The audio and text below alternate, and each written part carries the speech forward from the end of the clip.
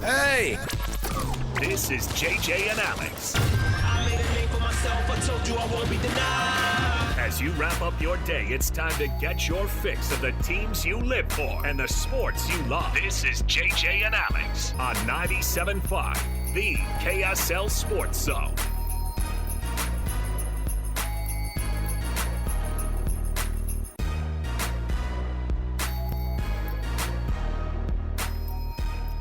Rivalry week marches on. Thanks for being with us on the program. Alex, Kirry, Jeremiah, Jensen. Together we make up the team that is JJ and Alex here in your afternoons or wherever you find your fine podcasts. Our producer, Alex Napolis, holding it down as always across the glass. JJ, everything good? Couldn't be better. We're here, man. We are here. It's Thursday of Rivalry week. I'm just going to tell you right now, it was a football miracle that we made it to that game to call that American Fork Skyridge game last night down at American Fork High School. If you were on I-15 last night between 5:30 and 7, you know what we're talking about. Oh, I thought you were going to say, get your crap together. You need to learn how to drive. Or I may have cut you off.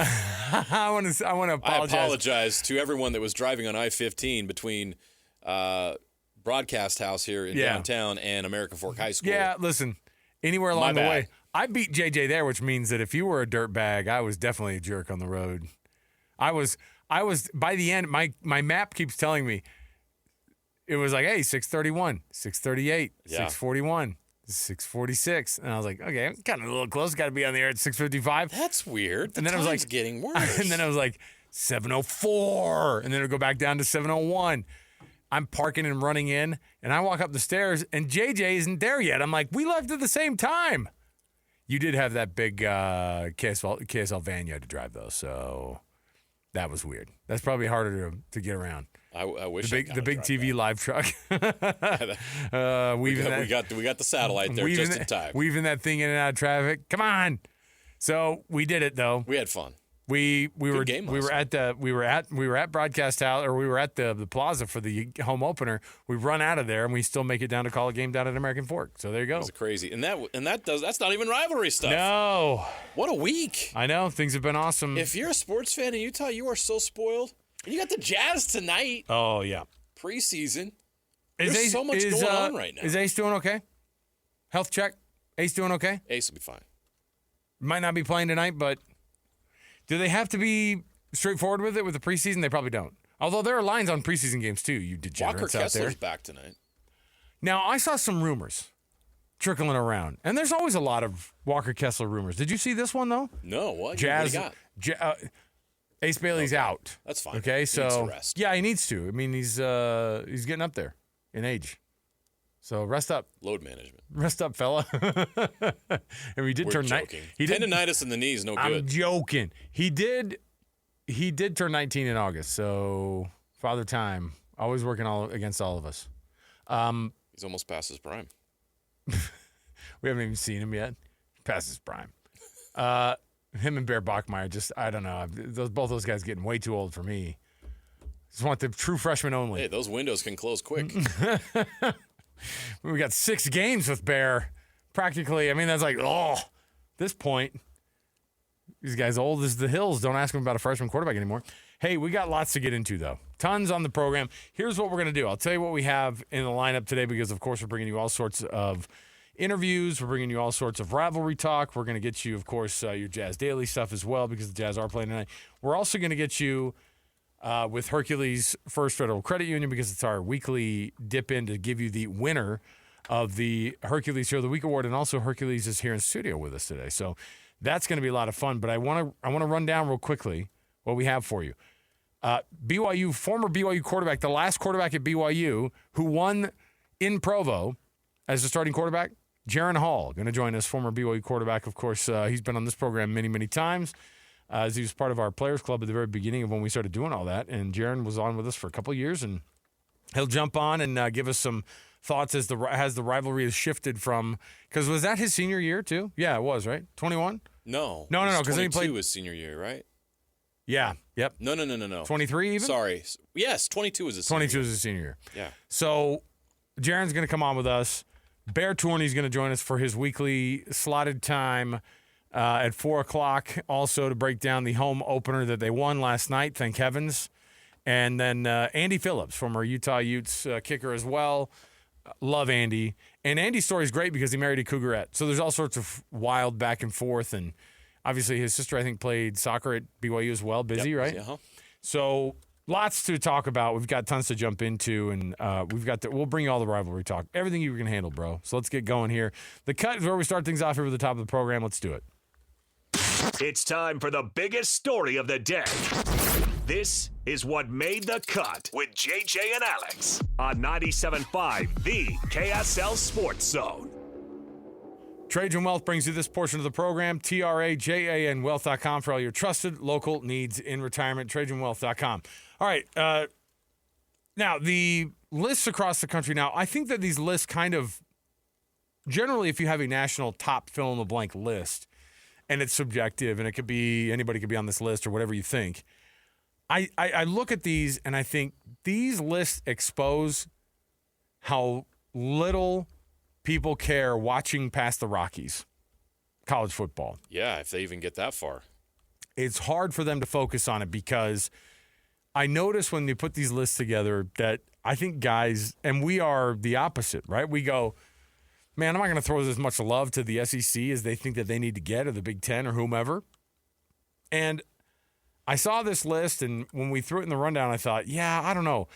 I just don't want to be too homery about the local players here because I do want to really, JJ, have an idea of who the best players are, not just in the state, but in this region and in the country. And there is a college football top 150 that CBS Sports put together. And inside the 150 are a handful of local players. Okay? I'll go through some of these numbers. Now, again, this is all just subjective, right? And so, because I don't think a lot of people look and go, well, obviously, you're looking at Ruben Bain, who's the edge rusher from Miami, and that's an automatic, like, you don't follow Ruben Bain during the season. You know what I mean? Right. You hear of Ty Simpson because you're like, I guess he's Ohio State's quarterback. I know he's pretty good, is he? Or Alabama's quarterback. He's pretty good, is he? Yeah, because Alabama tends to have a pretty good quarterback every year. Ohio State tends to have some pretty good players every year. Right? And so when I see these lists put together, I kind of start to go, I don't know. And does the list mean like this person's the best player in college football right now? Are these people whose talents are going to translate into the NFL? Because all those things come into focus on this. Now, from a local standpoint, here are the numbers, okay? Let's start with Utah. 3 players on the list. And before we get it out of the way, BYU, 3 players on the list, okay? Now, Spencer Fano, I'm going to tell you the number that he's at, and I'll give you the read-up after that. I'm going to give you the number after I give you this read-up on Spencer Fano. One of the best offensive tackles in the country. Consistent, reliable leader. Fano plays with sound technique, excellent feet, the ability to operate on the blind side. This smells like a Mel Kiper Jr. write-up, right? Like, has a very sort of scouty feel to it. His best days are still ahead, but his power at the point of attack and ability to move defenders on the run game stand out. Consistent, reliable leader with good technique and good footwork, effective in the run game, poised for growth on the blind side position. It does sound like just a scouting report. Now, we know that he's one of these guys that people look at as a first-round draft pick in the NFL. 26 is where they put him. I think he got dinged on that Texas Tech game. A little bit, yeah. I think he probably would have been higher had things gone a different direction in that game, for sure. Caleb Lomu, the same thing. Yeah. 96th. He's the next one on Utah's list. And then somebody who probably deserves to be higher up the list, but he benefits, or rather he lacks, I think, on this list because he doesn't get the benefit of the doubt like people who are already on the list before the season started. John Henry Daly, one of the leading sack leaders across the country right now. Utah consistently turns out disruptive defensive linemen. That's what the write-up is. Daly is off to a hot start. The lunch pail edge rusher is a physical at the point and at the point against the run, and slippery when rushing the passer. Okay. 26, 96, 104. College football's top 150. 150 players, JJ, is nothing to scoff at. That's amazing. And to have 3 of them in there is pretty darn good. Any adjustments to where you think they should be right there? No. It's hard to make those think these about qualifiers. the amount of college football teams in the country, especially those at the top, and the fact that Utah and BYU have 3 each is, I'm fine with that. Is there anybody on that I think should be higher? I don't know if I can make a case right now. And that could emerge. That can change. I mean, now that Devin Dambier's healthy, maybe by the end of the year, if they get to the Big 12 championship game, you can make a case for him. BYU, maybe I could make a case for Chase Roberts. Chase has had good numbers, but probably not putting up the kind of numbers he would if he had an experienced quarterback slinging the ball all over the place, right? But I could make a case for Chase. I could make a case for Isaiah Glasker. And so all people who did not make the list, right? I mean, right. But again, I'm fine. I think that if you look at overall, if you look like really dug into it, ranking the best 150 players in the country is extremely difficult, and it's extremely difficult for players around here to make a list like that. So I have no problem with it. So here's the setup. Here is the write-up on BYU. 3 players also for BYU. Nobody as high as Spencer Fano, but Isaiah Jada, getting the former Colorado offensive lineman, who's done a couple of good years at BYU now and is getting enough of a bump. I think that being listed at 75th was kind of a shock to me. Here's what it says about Isaiah Jada. Under the radar left tackle who plays sound technique and finishes his blocks. Quick feet, good hand placement and protection, solid head position in the run game to allow him the torque to torque defenders against their will. I feel like it was one of those things where they go, oh yeah, throw an offensive lineman in there from BYU, right? I mean, Isaiah Jada is a very serviceable offensive lineman. I don't know if I put him to I would give the writer credit for doing their homework. Right, for knowing who Isaiah Jada is. It'd be really easy just to rank a bunch of quarterbacks and receivers running backs and maybe like a sack master like John Henry Daly, who, by the way, leads the nation in sacks, was tied with Texas Tech's David Bailey at 7 solo sacks, having a phenomenal season. The fact that you've got guys like Isaiah Jada and Spencer Fano and Caleb Lomu on here tells me that the writer's done their homework. You can't rank the 150 best players in the country and not include a lot of offensive and defensive linemen. Those are guys that don't have a bunch of numbers on a stat sheet, so you can just go through and say, who's at the top of this list? Right. That's easy to do. And NFL GMs have their list chock full of offensive and defensive linemen. And that's the point of this, right? You're trying to decide who the top 150 players are, and so you have to handle it just like an NFL scout would, where you're ranking offensive linemen, and that's not something you can just go do by searching a document. You have to go watch a lot of games and scout these guys, and it is a huge honor for BYU to have an offensive lineman ranked that high, and it goes to show that this BYU offensive line, in my opinion, is not getting enough attention this year for how great they have been. Bear Bachmeier has been solid as a true freshman, has been able to take care of the football, has been able to do a lot of good things because he's rarely under pressure. They're able to run the football effectively because they're providing lanes for LJ Martin and Bear Bachmeier to run through. That offensive line was solid and steady down in Tucson when things got a little sketchy. Right. So the BYU offensive line deserves a lot of credit, and this is acknowledgement of not only what Isaiah's done, but what that whole offensive line has done. So now the fruits of Isaiah Jada is LJ Martin being 101 on the list of top 150 college football players, at least according to this list. Powerful runner, good contact balance, who patiently lets his blocks develop before exploding through the line. Shows excellent burst and excellent burst and is tough to tackle with his shoulders downhill, averaging nearly 6.5 per touch. He's also a capable receiver. LJ Martin's doing phenomenal, by the way. I mean, he was already at 400 yards, I think, through 4 games, like right at that 100 mark, and then he had that 162 game against Arizona. I mean, BYU's well on their way to having a 1,000-yard rusher, and they don't get them that often, it seems like. He's eighth in the country. Pretty darn good. In rush yards right now at 652. Top 10 in the country in rushing. Yeah. He's a guy that I think is still under the radar, too. Like, he's a guy Nationally, that I think yes. People look at him and they go, man, that guy, who's this number 4 guy? And I think that people are still shocked that he doesn't get the amount of touches that I think maybe he could.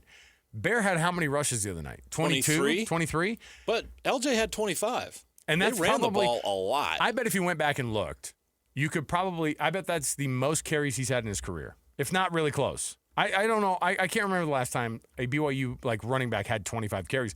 We're always kind of laughing because he'll get 17, 19, 16, 11, right? Yeah. And it just seems that they don't have – and part of it is because they don't have to get him that much. I think he had 11 carries on 100 and, He has 30 yards in his first game. 101 carries in 6 games this year. So that's less than 20 per game. Yeah.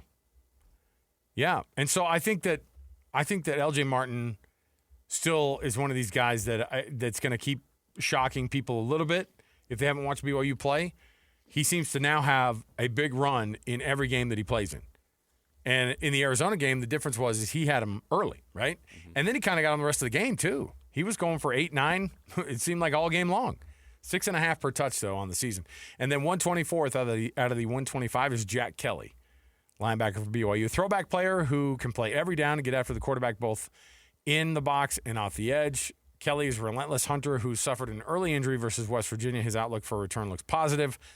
I think BYU fans are crossing those fingers that he not only returns against Utah, but is at some of his top form too, right? Like that's what you're hoping for. Is like, you don't want Jack Kelly to come back and just be like a serviceable Jack Kelly and put himself on the edge to possibly get hurt again.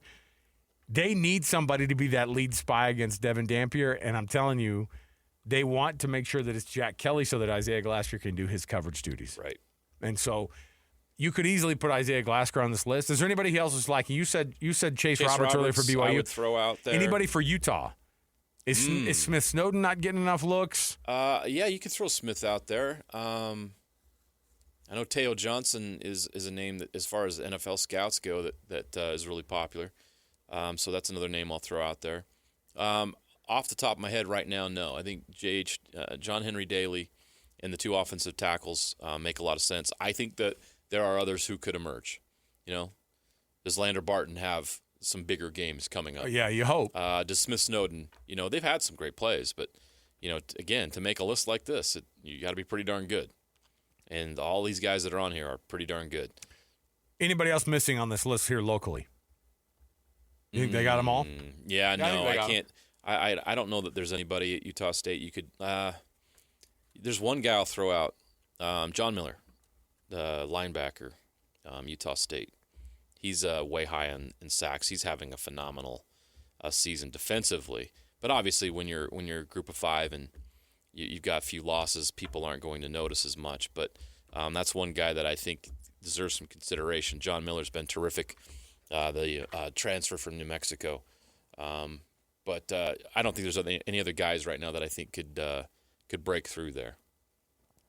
When you look at guys like Keanu Tanavasa, who everybody's talking about this week, or you look at like the Fano brothers, or you look at the people who have kind of this cross, almost BYU or used to be Utah or used to be BYU, of all those things that are in there, who's the impact player that transferred who's going to make the biggest impact? Is it just pretty easy to say John Henry Daly? Keanu Tanavasa? Of the guys that have played at both schools? Carson Ryan. Yeah, who's going to be I used to play at the other school. That's a great question. I used to play at the other school, and now I'm going to make a big impact in this game. And the list is growing so much. I might be missing somebody, but I think it's pretty easy for Utah. It's John Henry Daly. What impact does John Henry Daly have in that game? I think it's interesting because Bear doesn't get sacked a lot. Gets rid of the ball quickly, runs the ball quite a bit. How much pressure can Utah put on Bear Bachmeier? Because when you have an opportunity to face a true freshman quarterback, your goal as a defense is to create disruption and take advantage of some of the lack of experience. Well, he's already 6 games in, so a lot of that experience has gone away, and he's come a long way since then. But I think that Utah needs to be very disruptive on Saturday down in Provo. They've got to take the ball away. They have to win the turnover battle. BYU has won the last 2 games because they've won the turnover battle. Typically in these BYU-Utah rivalry games, the team that wins the turnover battle wins the game. And I think that Utah's got to be very disruptive in that environment on the road to be able to do that. So I look at John Henry Daly on one side. I'm actually going to go Carson Ryan for BYU because I think that Bear Bachmeier is going to need Carson Ryan to make some plays. Keanu Tanavasa, you know what he does. Yeah. I just think that Carson Ryan, it can't just be Chase Roberts. And so if it's just Chase Roberts, who else? It can't just be Chase. There's got to be other guys that get involved in the pass game. Bear Bachmeier's got to be able to throw the football effectively. He doesn't have to take the top off all the time. He's just got to be able to be effective passing the ball so that offense can be steady.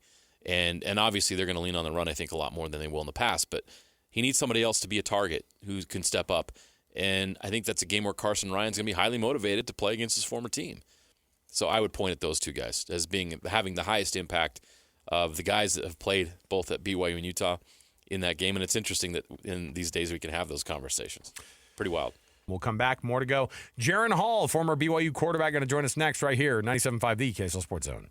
The Holy War is here. The Holy War. And the Zone is getting you ready for a historic battle between the Utes and the Cougars. I do enjoy, I think that's within my zone, is talking a little bit. And so within these guys, I'm sure I'll hear a bunch of it, considering they know a lot about me and I know a lot about them. But it wouldn't be competition if it wasn't that way. I mean, they got a great offense, right? They got a lot of moving parts, and, they got a great team in general. And so I'm just fired up to go into this game, go into LaVell Edwards Stadium, and go play some Utah football. Holy War coverage on the Zone is presented by UCCU. Love where you bank. This is 97.5, the KSL Sports Zone. Welcome back. It is JJ and Alex in 97.5 The KSL Sports Zone. Alex Kirry, Jeremiah Jensen. Thanks for being with us on the show, everybody. Joining us on the program, one of our favorites. And our hot and cold segment, by the way, as we talk more about who's on the rise here, what this rivalry game has meant the last couple of years. It's all brought to you by the folks at Enbridge Gas. You got to get a licensed technician to come check out your furnace before you really fire it up for the winter, if you haven't fired it up already. JJ, I know you're kind of a miser when it comes to that stuff. Yeah. Yep. Get that inspection now. But if you tell me you've turned on the heater at least. Oh, no. No, are you kidding? Why? It's been like 30 degrees and raining the last 2 days. No, it hasn't. Your kids are shivering 30 degrees. and they're stopping. They're fine. What's Dad doing to us, Mom? They're fine. Grab a blanket. We got 5 Minkies in the basement. Toughen up. There you go. Enbridge Gas brings you that message. And as always, all of our interviews this week for Rivalry Week brought to you by UCCU. Love where you bank. Jaren Hall.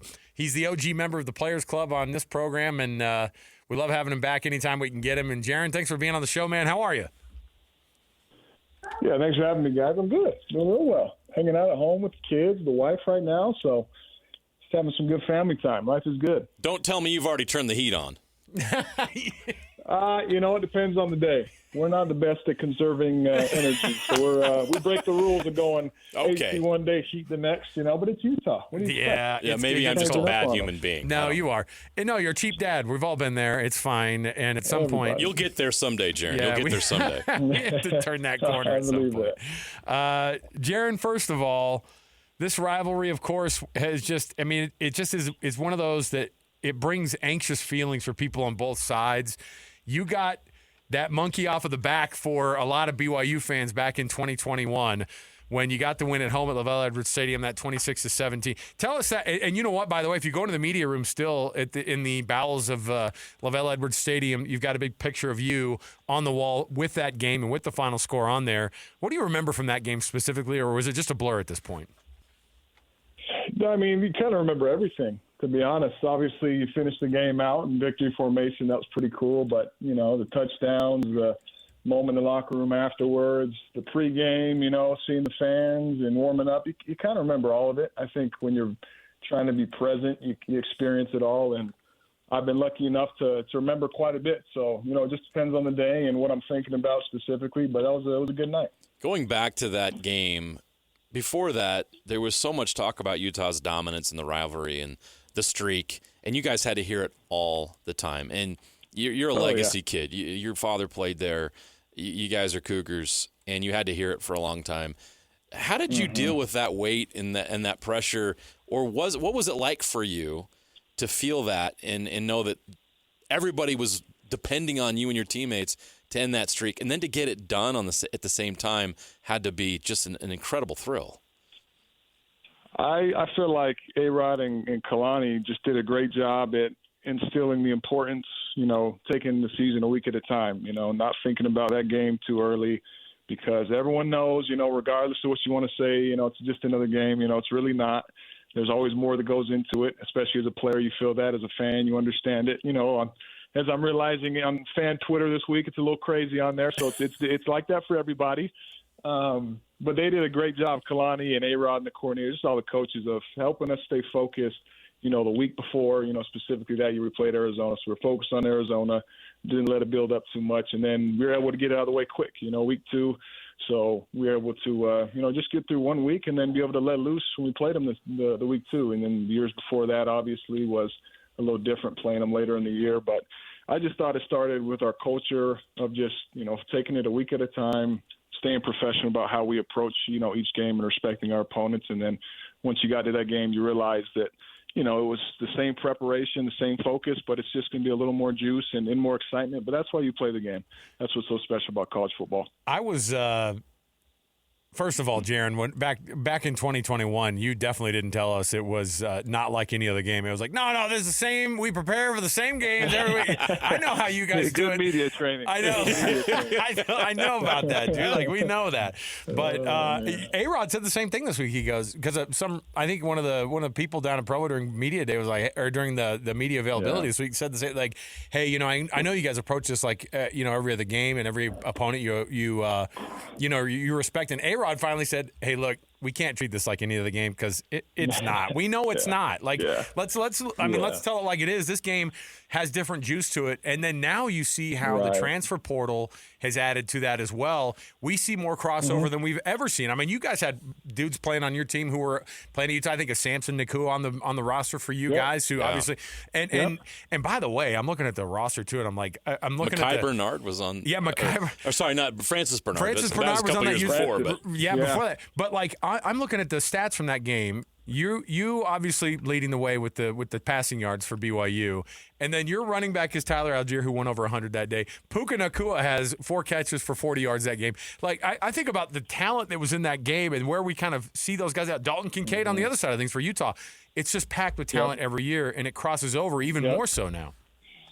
Yeah, absolutely, and I think I want to say that's when kind of the sort of force behind the 2 programs coming out of Utah kind of instilled themselves in college football, but I feel like that's when it happened. A lot of those guys are in the NFL now, and I think both teams have a lot of respect, around the college football atmosphere, and I think it stemmed from that. Utah went to the Rose Bowl that year.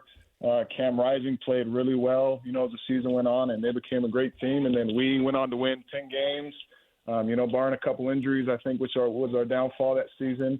Since then, it's really just been up, for both programs, doing really well.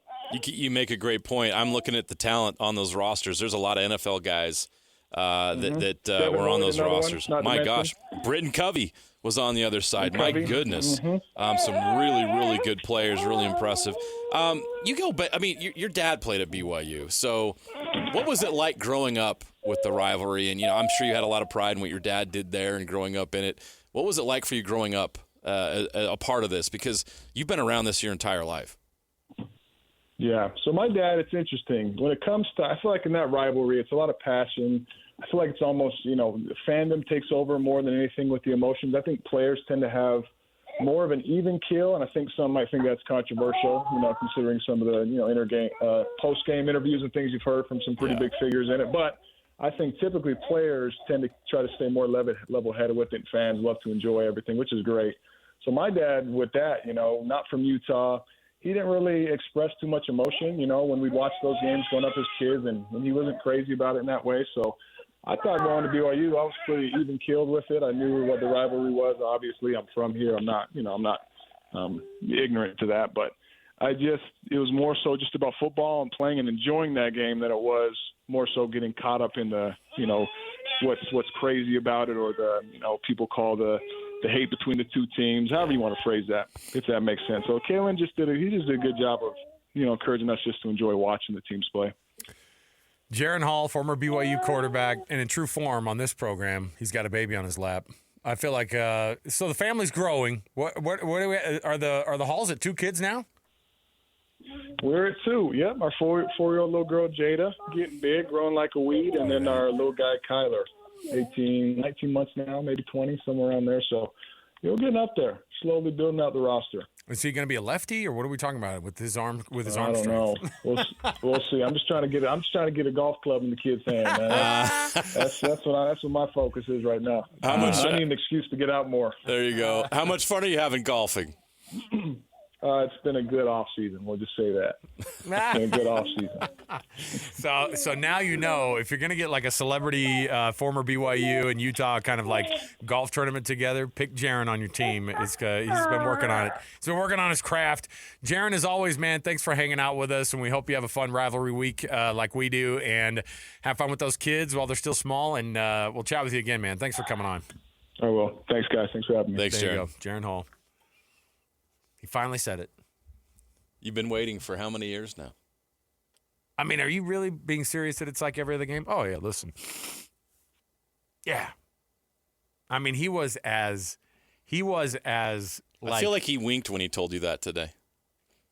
like he's that he finally said, yeah, no, it's like If we would have been able to have him on FaceTime or something, you would have saw him wink. listen, It's like, how many for years we were like, Jaren, there's no way this is like every other game. Oh yeah, otherwise how do you approach it? You can't try to get outside yourself. I'm like, all of the SIDs at BYU are smiling because they're like, that guy's our star student, listening to all the media training. oh, Jaren was great. I have so much respect for Jaren. He's so smart, and he was such a great athlete, and he did an excellent job at BYU as a quarterback.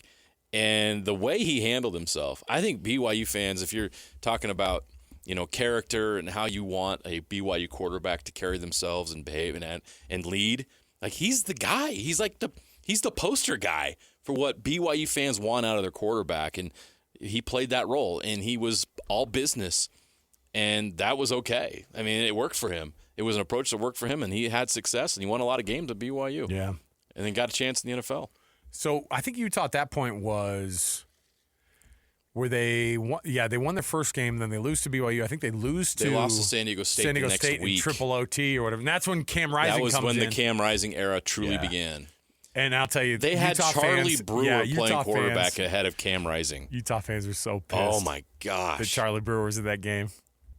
Oh, see? Charlie Brewer, 15 of 26, 147 yards, 1 touchdown, 1 interception. He averaged 5.7 yards per completion. Yeah, Mekhi Bernard was the load in that game that was hard Dalton for BYU to try to Kincaid caught 1 pass. How do you not get 10 passes to Dalton Kincaid in a game like that?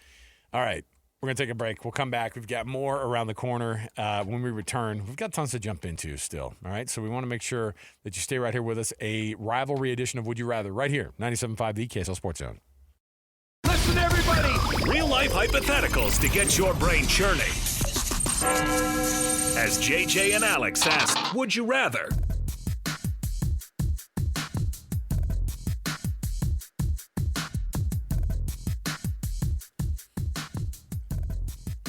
Welcome back, everybody.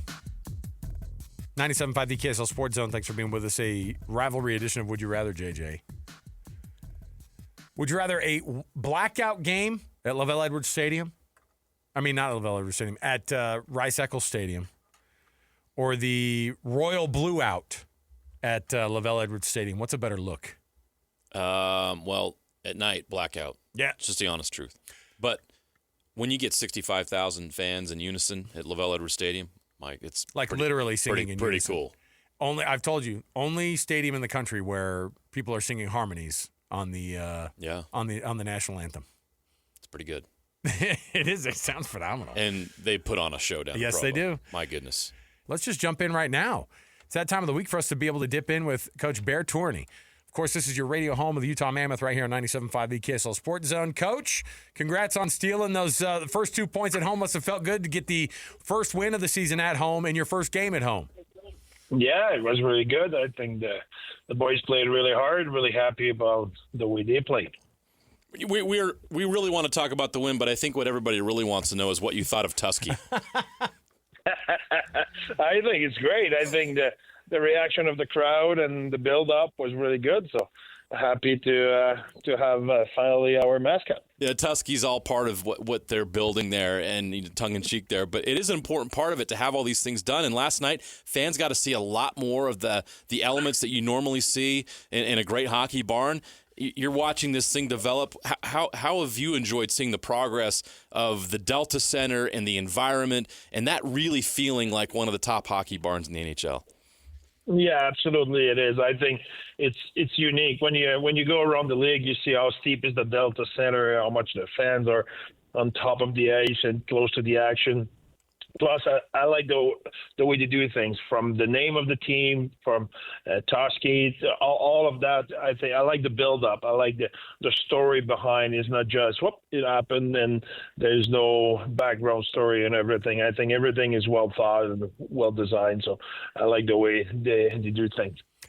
We got to see that insane speed that J.J. Peterka has in the neutral zone, taking that puck, and you just thought maybe with an ordinary forward, you might see somebody get that puck poked away.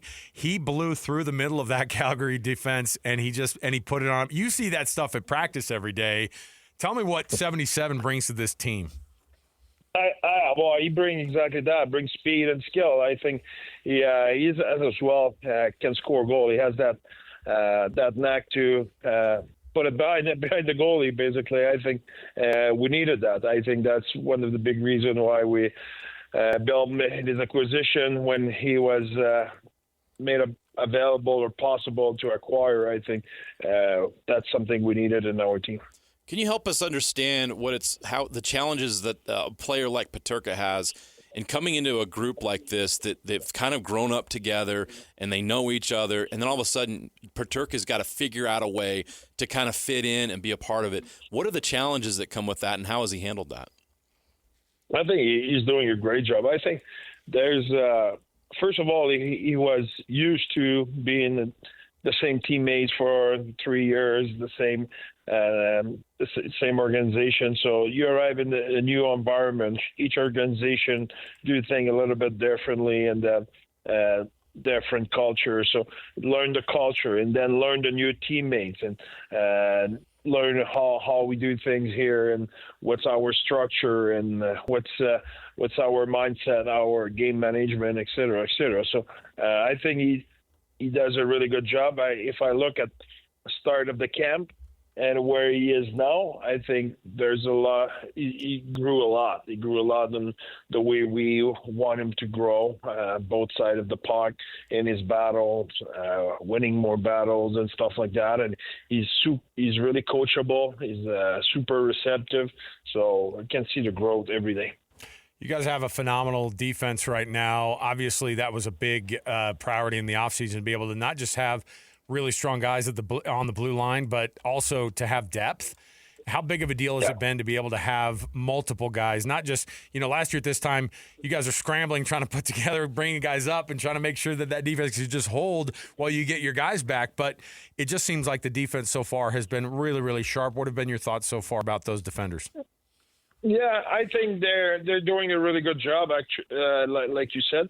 But I think as well, defense it's a group of five. As much as the defenseman has to be the leader defensively, they as well need the forwards to be really solid defensively, and it can be your track or your down low play, or sorting out the rush against, or slowing down your opponent in the neutral zone, so allowed your D to do the final job, if you want, on the rush again. But it's the same thing offensively. Often we maybe misunderstood or not put enough emphasis on how important are your D offensively. If you, that's where it starts. If your D don't make a good transition, you can have all the talent you want up front. That won't work. That won't work because the transition will be too slow. Opponent will have time to get above you. You will not be able to have a clean exit and all of it. So I think if you look at our team last year, when Dursey and Marino came back from injury, that did not affect our defense at all. It affected our offense tremendously. We went from 21st offensively in terms of generating offense to top 10. So that was a huge swing. But defensively, we were already, I don't know exactly the number, but we were already top 10, and we remained top 10. We did not even move 2 spots. We stayed exactly where we were. But offensively, it was day and night. We went totally at the other spectrum. So I think it's a unit of 5. If you want to defend good, you need to work at a unit of 5. If you want to attack good, you need to work at the unit of 5. It's not one or the other. That doesn't work. The boys played great last night. Really good game. But I know that you mentioned in the post game you would like to see more out of your power play. As a coach, what's your assessment of that, and how do you fix it?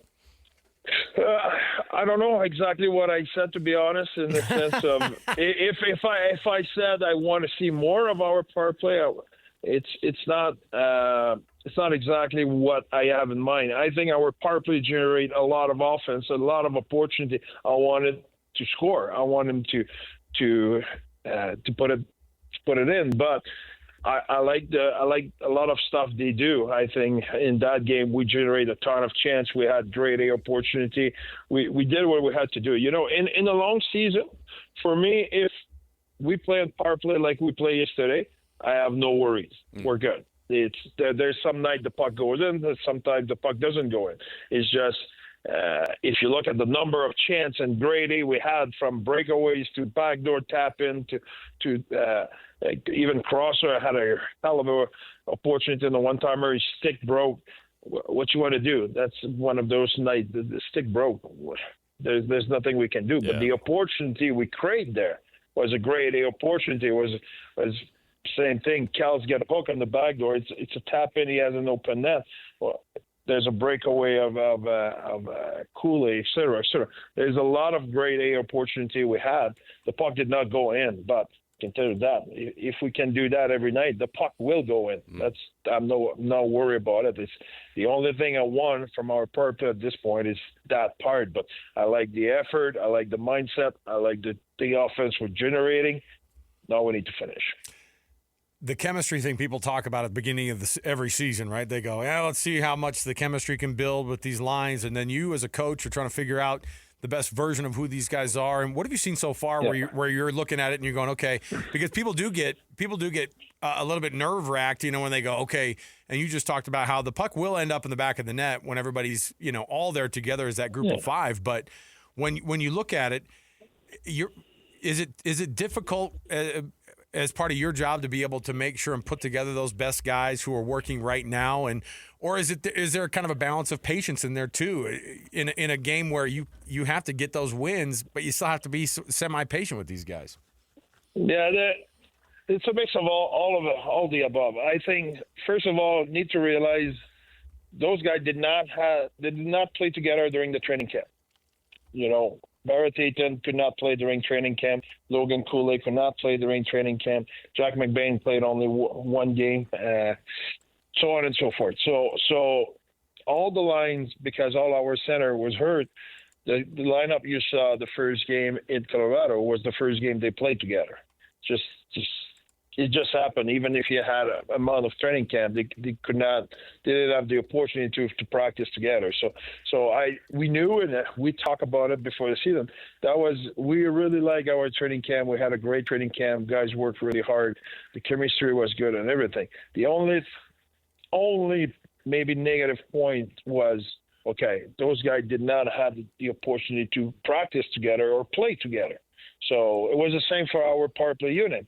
You know, Cools was not there, or H was not there, or there were always someone missing. So even on practice time and et cetera. So we knew, well, may take a little bit of a time to get in sync. But now we're 4 games in. So now everybody's play a few games together. It was the second game of 8s with Kels and Schmaltzy. They played really good. So now every lines will have a little bit more of a momentum, and I think that rust is behind us. And like I said, I really like the way we play offensively yesterday. We had a great opportunity. We generate a lot. If you look at the previous game, we didn't like as the number of chance we generate. So that is what we need to keep improving.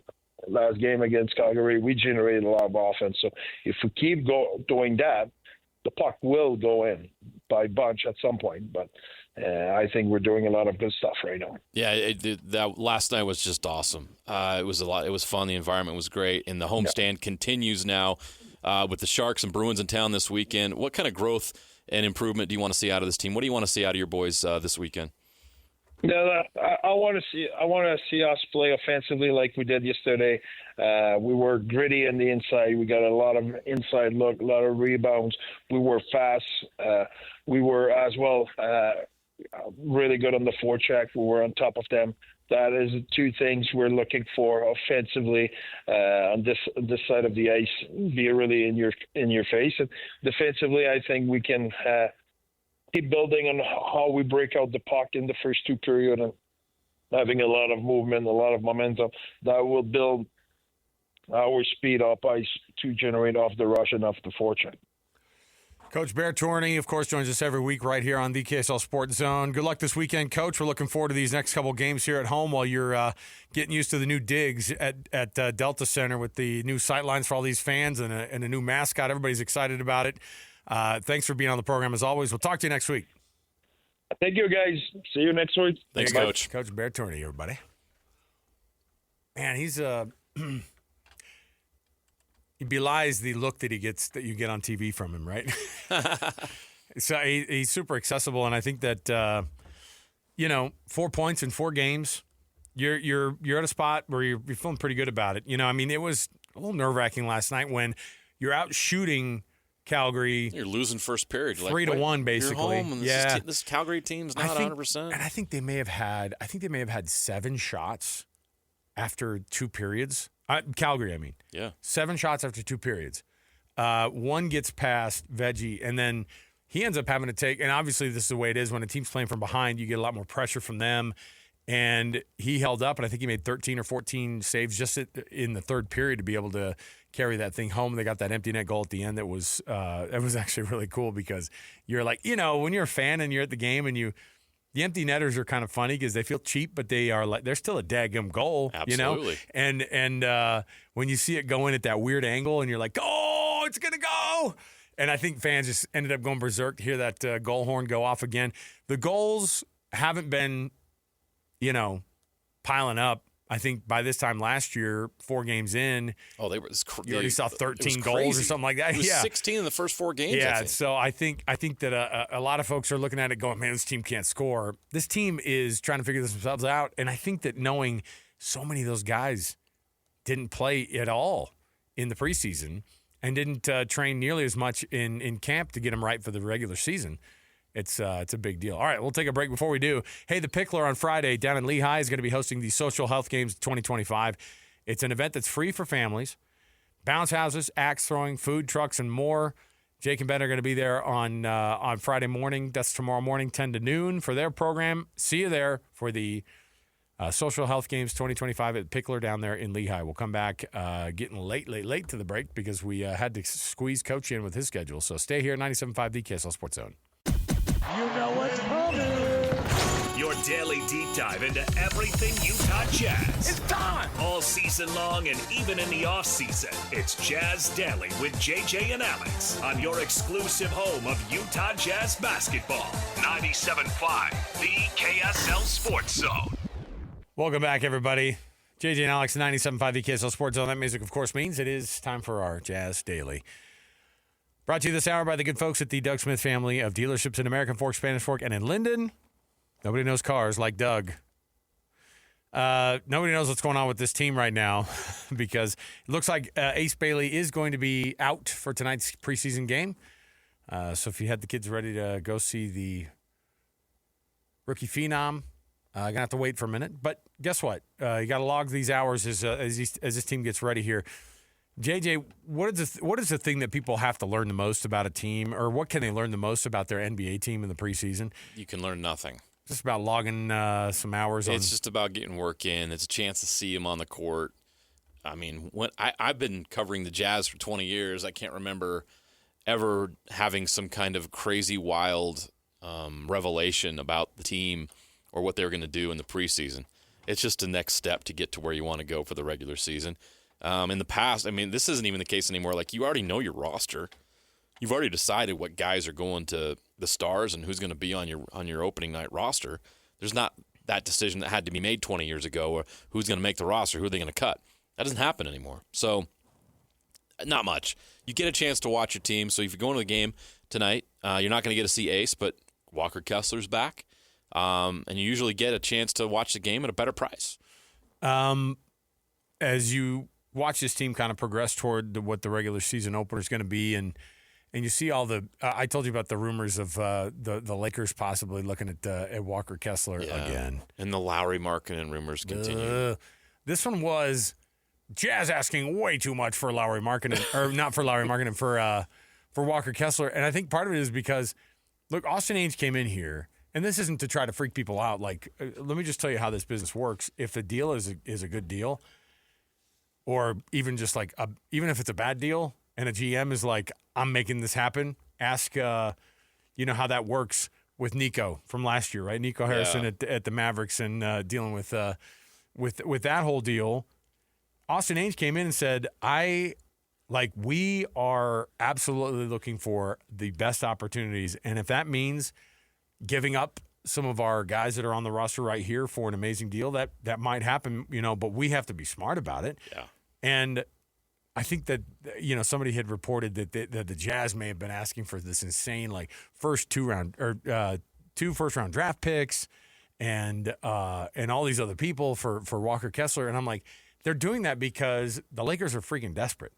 Like, they don't have a real big man right now. They're struggling. And they have a very short window with the people that they have on that roster. They have no idea what to even do with LeBron at this point, right? And so then you go, we got to start building some talent up here. I look at it, and I do this every offseason where I go, look, all the people that are being flirted with, you should feel excited that the Jazz have some talent that people want. And you should want those people here too. You can always tell by reading these rumors and following the reports who's probably talking to that reporter. Obviously, the Lakers want him, right, and they keep putting it out there that they're interested, and the Jazz are asking for too much. They're sending a message to the Jazz.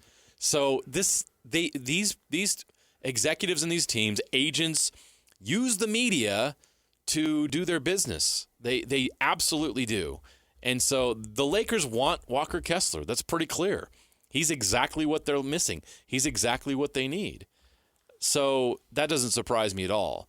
The Jazz are in no rush to trade or move anybody right now. There's not an urgency for the Jazz with anything. They're in a very patient rebuild, as we know. And the other thing about it is, anybody on the roster is probably available for the right price because the Jazz are one of the worst teams in the league. They're trying to get better.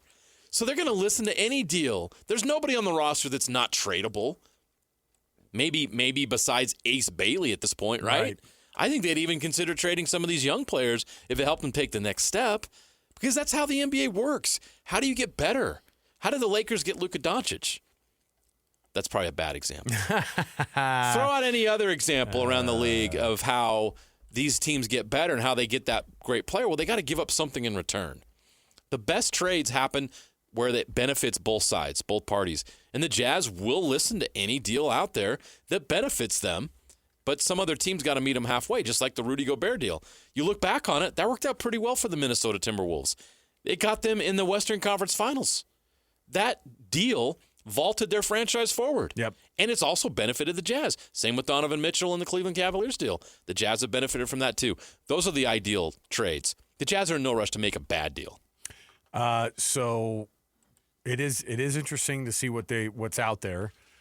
And I'll just say, hey, enjoy all this process while it goes on here, because, who knows how long all these folks are going to be, on this roster. And I do think, look, these guys have the best interests of the organization at heart here. They're not trying to blow this thing up and are laughing at fans as they spend money and the team loses. This is not the Clippers. You know what I mean? This is not the dumpster fire down in Phoenix that they have going on with Matt Ishbia. All right.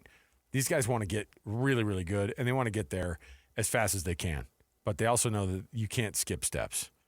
You're not going to get Luka Doncic in a trade with a teapot tyrant. Okay, that's not how it works.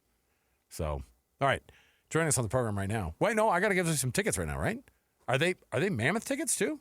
Holy dang it! Ooh, we've just received word. We've got tickets to give out right now for the San Jose Sharks coming into Delta Center. Everybody panic! Come on.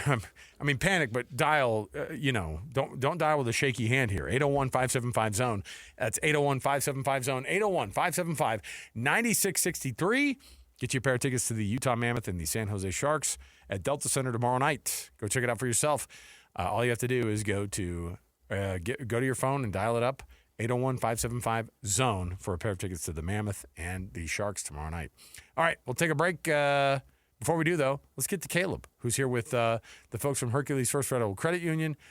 Caleb, first of all, thanks for being with us in studio. We always love when you guys are a part of this thing. And in about, I'd say, you know what? Let's pause it for when we go home. When we get you in the next time, we're going to read our official winner of the Hercules Hero of the Week Award. Why is it important to be involved in community stuff like that? Because the Hercules Hero of the Week Award honors youth sports volunteers. Those are people who are never heralded by, they're not talked about on sports talk shows because it's at your hometown and it's just your team or whatever. But there are so many people who coach our kids, and we rely on those types of volunteers. And you guys think it's important to be a part of that with the community. Yeah, I feel like a lot of times all the people we see on TV, the professional athletes, they had to start somewhere, and they were influenced by these youth coaches. And that's why we feel it's really important to recognize these normally unsung heroes and make sure that they feel appreciated, because they don't get it a whole lot.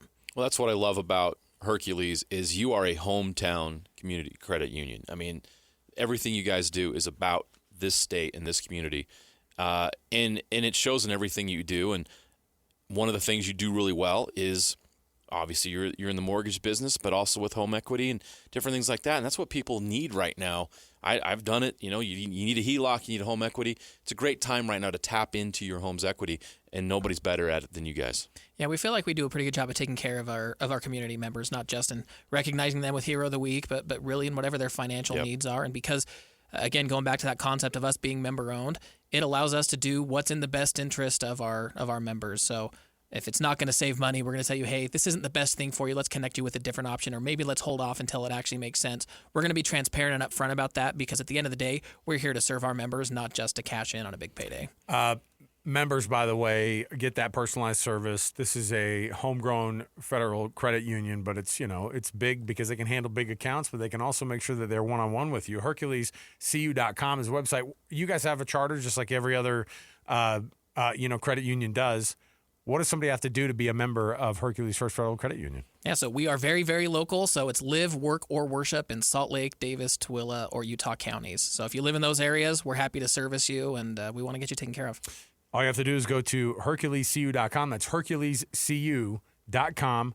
Look where you can go and look where the branches are, one near you. You can also just do it all online. Come on, let's figure it out. Caleb, thanks for hanging out, man. We'll chat with you in a few minutes, and we'll roll out our winner for this week. Awesome. Thank you. All right, we'll take that break. We will return. We've got more to go around the corner. When we return, Andy Phillips, former Utah Utes kicker, the leading scorer in the history of Utah football. And it's not even close, JJ. We'll have Andy come on, of course, and no one better to talk about rivalry stuff than a guy who married a Cougarette after his playing days at Utah. So we'll stick around with Andy next. More to go. 97.5 the KSL Sports Zone. It's another battle for the Aggies, and the KSL Sports Zone has it covered. Utah State returns home for a Friday night battle against San Jose State. Your home for all the play-by-play coverage of Aggie football is right here on 97.5, the KSL Sports Zone. You're locked on to JJ and Alex on 97.5, the KSL Sports Zone. Welcome back. It is JJ and Alex, 97.5, the KSL Sports Zone. Alex Kirry, Jeremiah Jensen, and you. Thanks for being a part of the program. Anywhere you can find podcasts, the podcasts, of course, wherever you download those, whatever the kids are doing these days, you can download JJ and Alex and get your fix on all things sports-wise. Of course, here locally, all the Rivalry Week interviews that we've been doing are brought to you by UCCU, Love Where You Bank. One of my favorite people ever, part of this rivalry. He's the leading scorer in the history of Utah football. And it's not even close, by the way. Andy Phillips, four-time All-Pac-12, All-American, all those things. And now I think you guys just added a new baby to the fold. Andy, congrats, man, and thanks for being on the program. Oh, thanks for having me, guys. It's a pleasure to be with you. Alex, I wish it was my baby. He's the cutest thing in the world. but my wife actually carried a baby as a gestational carrier for her little sister. So that is amazing. That's awesome. That is phenomenal. Yeah. Well, gosh, dang it. The Phillipses keep beating everybody else at life. Dang it. Well, the key is to marry a good one, and that's what I did. And guess what? She was a Cougarette, so I got a little bit of love for the school down south. Not much, though. Not much. Not much. No, not much this week. Look, Andy, you're always the perfect person to talk to because I think you're like everybody else that lives here, is from here. Look, we all have family that's on one side or the other, and sometimes it's a mix within your immediate family. What's that been like for you and your family and that dynamic, keeping it fun and like we all should, but also being loyal to your school? Well, it's a blast. You know, I've got a lot of Cougars in my family. In fact, my grandpa and my dad both taught at law school down there. Obviously, my sister played soccer down there. And to be honest with you, when I was playing football at Utah, they bled red. They quickly started bleeding blue again once I graduated. But it's a lot of fun. And I'll tell you what, it's been even more fun for me this year. I've got two boys that are playing in Ute Conference football for the Alta Hawks. And so we took a trip up to the practice facilities at Utah and talked with, obviously all my coaches and good friends that are still there. And then we took a trip down to BYU and I hung out with Kalani and Coach Hill. And it was just, it's been really cool to see, at least from my shoes, the success of the coaches that have taught me so many life lessons. And I love all of them dearly. And so it's a really interesting week for me. I mean, I don't have anybody on either team that I played with anymore. Britton Covley finally graduated, a few years ago. Have ties to players outside of just appreciating some good kickers and some good special teams on both sides of the ball, or both sides of the rivalry here. So. Andy, one of the things that we've always loved watching was, obviously your story was super unique and how you even got to ending up being one of the most important, players in the history of football up at the University of Utah. And, this idea of when you're growing up in the rivalry, I don't think you thought to yourself, hey, I'll probably end up playing football for one of these teams. No, never in a million years.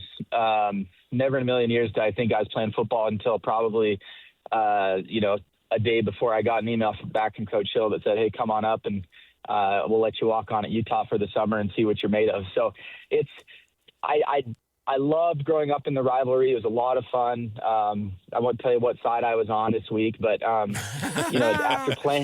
after getting recruited and playing up at Utah and having that play out the way it did, this week is just, it's a blast. And I'm excited to go down to LaVell Edwards Stadium. Great friends with Tom Homo, who retired, and his grandson, Rocky, one of my son Max's best friends. And so there's just it's fun to go into that stadium. Raylan Singleton is a wide receivers coach down there. So there's so many ties when I go down there, even though I'll be in obnoxious red, cheering for my Utes. There's so much love for everybody in that stadium. You talk about crossover just with your family. Look at the coaches you played for. Like, we look at both staffs of these teams. It's like it's. I don't want to use the word incestual. That sounds weird to use in this term, but you can't tell. Like, my brain melts when I think about it. Gary Anderson's at BYU, for crying out loud. You just talked about Jay Hill. He's a lifelong Ute. Played there, coached there, and now he's at BYU. What's that dynamic like? And obviously it makes a lot of sense with what we've been talking about, that's the case, that you've had so much crossover. Yeah, a ton of crossover. With Jason Beck now, it's like, holy cow, you got to keep your secrets close to your chest and go into this week, kind of close the doors and figure it out. But that's what makes it so fun is, if you look back and you think, okay, you had Kalani up there with Morgan Scally, and they're scheming week in, week out, and they know exactly how each other analyzes film and how they recruit and how they schematically come up with things each week. You go, how the heck are they going to figure this out this weekend? Where you think they know you think you know each other's secrets, and I think that's part of what's made this rivalry game so close. Is there's not a lot schematically that I think these coaches don't know about each other, but there's still some secrets in there. There's still some ways around it. And then it just comes down to execution. Like who's going to make that one play that tips over the edge, that one extra yard, that field goal, whatever it might be, that defensive play. So I think that's what keeps it so close, and that's what keeps it so exciting. And like you said, I hope that the fans this year especially, there's a lot riding on it for BYU and for Utah. And so I hope everyone keeps it classy and understands that, hey, as much as we hate each other during the game, there's so much crossover and there should be so much love and so much. For me, it's like the state of Utah is in such a good spot with football. We have two great programs that are 5-1, 6-0, that are making names for themselves in the Big 12. You have Dave Portnoy, coming and reviewing our pizza all over the state. And, there's just Pat McAfee, is talking about how game day should have been here and they missed out big time. And it's great to have that national recognition, and then you get eyes on both of these programs. And I've always said, hey, if one program here is strong, it's helping out the other program, whether the fans like it or not. Andy, you have the choice. Your boys become Olympic level skiers, or they play 4 years in this rivalry game. Which one are you picking? Oh man, it's got to be skiing. I know it was. I already knew the answer. I already knew what it was. As much as I love football and this rivalry, skiing something you can do. If you're Junior Benoose, if you know that name, he's 101 years old and one of the founders of Snowbird ski team. And so it's like, hey, if you doing something you can do till you're 100 years old is preferable to maybe knocking your head around and leaving this life a little earlier than you might have before.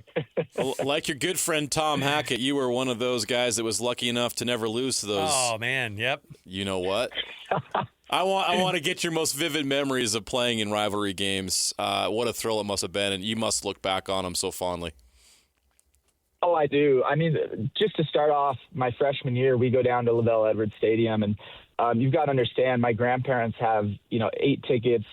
I think 8 rows up, right behind the opposing team, right behind the kicking net. And so, I grew up going to those games and just heckling kickers and punters, and so I go down my freshman year, and I find myself, in that position, and I'm looking up, and there's my family, and they're in red, and they're cheering for me, and like everyone around them's like, what the heck's going on, And then I go over to Jody Maxfield, who's who ran the Cougarettes, and 20 plus national champion coach, and giving her a hug and the Cougarettes a hug, and fans are just going like, what is going on here? This is not right at all. And it was really fun for me because I had a great game. We came out on top. And, I got to do it right in front of my family and right in front of a lot of friends. And so I love that game.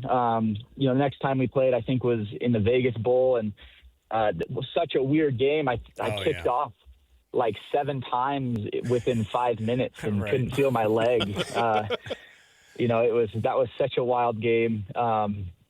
And then obviously the year I redshirted, I was on the sideline, but it was, that 2012 kind of crazy ending, fans rushing the field, and it just really crazy for me. Luckily, like Tom said, I'm one of those guys that never lost to the team down south, but man, I have some really fond memories and really cool experiences in these games, and just hats off to, I know I'm on a blue channel here, but seriously, it is. Like Rice Eccles gets loud and is a very unique experience, and it is just as loud in LaVell Edwards. And I hate to say it because I love the mountains up north, but it's hard to beat. It's hard to beat that setting. And so when you're down there and you're on the sideline and you're looking up at those mountains, and now we've got a little bit of snow up there, it's such a pretty setting. So I'm stoked for this game on Saturday. I know it's gonna be loud. It's gonna be hostile. I'll have my 2 oldest boys there along with my wife, and just super excited to see what happens. I'm feeling good about my Utes, but as we know, this game comes down to 1 score typically in the last, I don't know however many, and so it should be something good. Andy Phillips, former kicker, of course, University of Utah, and married Megan, the Cougarette. And years later, here they are, both cheering on their respective teams. Does Megan cheer blue, though, still while she's down there, at least? So she will be in red. Oh, come on. Actually. Wow, she really loves you. She loves me. Yeah, you've got to remember. So we had 2 kids while I was playing football. We had Max and Gus.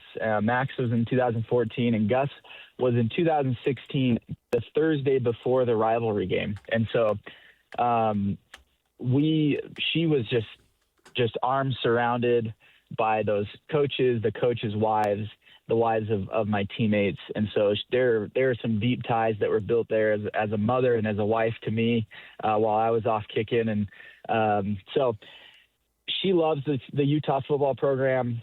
She loves her Cougarettes. So she'll be actually wearing a blue shirt under her red sweatshirt because at halftime I think the Cougarettes are getting recognized. So she'll be in blue at halftime, but for the rest of the game, she'll be in red. Andy, we appreciate it, man. Thanks for jumping on, and nicest Ute we know across the land. So, Andy, thanks again for being with us, man. Yeah, and are your boys playing playoffs today, this weekend? In Ute Conference? Yep, they're playing playoffs. Yeah, my oldest son, Max, he's a peewee. He's got Highland, and then Gus is a scout, and they've got Farmington. So we'll be rushing down from Farmington to make it a little bit before kickoff. But so we didn't even get it. We didn't even get to talk about the most important games of the weekend on Saturday. Yeah, Riley Nelson, you might have to end up going against the Nelson boys at some point. I got a boy that's playing scout playoffs this week too, so we're way into it. Well, I will say this, I did beat Riley in a boxing match a few years ago, so I like the chances of my boys up against that team as well. No, Riley's a great friend, and I have a lot of respect for him. And what a good dude! What a fun quarterback for the Cougs for a number of years. Andy, thanks again, man. We'll chat with you again, and we appreciate it. Have fun this weekend. Enjoy a great weekend. Yeah, pleasure's all mine, boys. Thanks. We'll see you Saturday. There you go, Andy Phillips. Nicest guy in the rivalry ever, right? But then throws a little shade at Riley at the end. I like it. Oh, no. I like the passive-aggressive trash talk. Yeah, I beat him up in the ring. It's not a big deal. He's a great guy. A physical matchup one-on-one. I pummeled him, but he's a great guy. He's a former quarterback. I beat him up as a kicker. No problem. Anyway, all right, there you go. We'll take a break. We'll come back. When we return, we've got our Hercules Hero of the Week to roll out here for you. We've got much more to go on the program, so stay here. 97.5 EKSL Sports Zone. The Holy War is here. And the Zone is getting you ready for a historic battle between the Utes and the Cougars. This is more different than anything we've seen in this rivalry's past. You know the history of this rivalry. The problem is the nation does not know. This is the first time that Utah and BYU go into a game with these type of combined records with national rankings in the same conference that's considered the highest level. What we're going to witness on Saturday is a new world we're about to enter into with this rivalry, and it's time now for the entire country to see what this rivalry is. And this is very important for the Big 12. The Big 12 needs BYU versus Utah. Holy War coverage on the Zone is presented by UCCU. Love where you bank. This is 97.5, the KSL Sports Zone. Oh, good tune. Bouncing Souls. Come on, man. Let it ride. Feels good. All right, we got a show. Could rock to this all day. We got a show to get to, JJ. Gosh dang it. I just want to listen to Bouncing Souls. That's Annapolis' fault, man. Got us too into it. Hey, welcome back to the program, by the way. You can join the KSL Sports Zone, of course, tomorrow, because Jake and Ben are going to be at the Pickler in Lehigh for the Social Health Games 2025. Free event for families, bounce houses, axe throwing, food trucks, and more. Jake and Ben are going to be there broadcasting their program from 10 to noon, so see you out there, everybody. All right, it's that time of the week for us to be able to roll out our Hercules Hero of the Week award, and it's fitting, of course, because we have Caleb with us from Hercules today.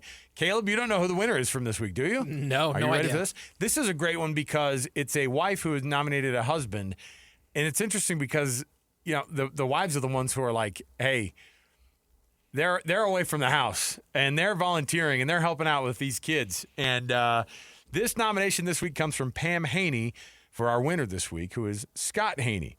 My husband is a high school baseball coach, a paid position. However, During the summer, fall, and winter, he volunteers all of his time to help the team develop their skills as a baseball player, as well as becoming great young men who represent our community well. Coach Haney's dedicated to the community and the sport of baseball. He teaches these boys to be good students and good examples to the younger baseball players in the community. Every motel, restaurant, activity we take our players to, they're all complimented on their behavior. His teams are always good. He teaches them baseball fundamentals, but also develops great players both on and off the field. So our congratulations to Scott Haney, the winner of this week's Hercules Hero of the Week Award. He gets a prize from Hercules First Federal Credit Union and $200 to Beehive Meals. It's all part of our awesome Hercules Hero of the Week program. That must feel good to hear the Hercules Hero of the Week program coming to fruition here on the show. Every time you guys are on, it's really fun to be able to have you guys. It's awesome to be able to be a part of it and be able to recognize these coaches that do so much in our communities. How many times we heard that, too, and it's like, yeah, he's a baseball coach. And then there's all the stuff that, like, they do, like, in addition that obviously they're not submitting the expense reports on during the summer to try to develop these kids. And so we say this all the time. JJ and I are here when our kids are being coached by other people. And we rely on those awesome volunteers. And so that means a lot for you guys, though, at Hercules to be able to be a part of the community at this level, though, right? Yeah, it's really important for us because we want to make sure that we're not just, another financial institution that's just offering loans or deposit accounts. We want to make sure that we are integrated in the community, and this is one of the ways we feel like we can do that best. And what do you do? There's a lot of things that you guys do best, and one of them is home equity. And that's the big thing right now because we're all feeling it. Like none of us are going to sell our homes, but we all have a ton of equity in our homes. If we need cash, we need some kind of, if we want to accomplish something, maybe it's even just going on a vacation, or you have a major renovation you do on your home, you can help people out with some great rates. Yeah, you've got renovations. You've got one of the big things that we see people taking advantage of right now with their home equity is people are strapped for cash because they've had to rely on credit cards or take loans out that have interest rates that are 20, 25, up to 30%. Yeah. HELOC rates are down as low as, right around 7.25%. So home equity is a really great option to be able to consolidate that debt, save yourself on your monthly payment, and free that money up for maybe more fun stuff like vacations and things like that. You know what? And even if you just have a question about it, and maybe you go, hey, I'll dip in and ask some questions. I'll call Caleb up and see if those rates are good for me. And you know what? Suddenly, bada bing, bada boom, you're a member of Hercules First Federal Credit Union, and you got yourself an awesome HELOC. So give them a visit today. Just go to HerculesCU.com. That's HerculesCU.com. Caleb, thanks for hanging out, man. We appreciate it. Thanks for having me. Love it. Absolutely. We'll come back. We've got more to go around the corner. Stay with us.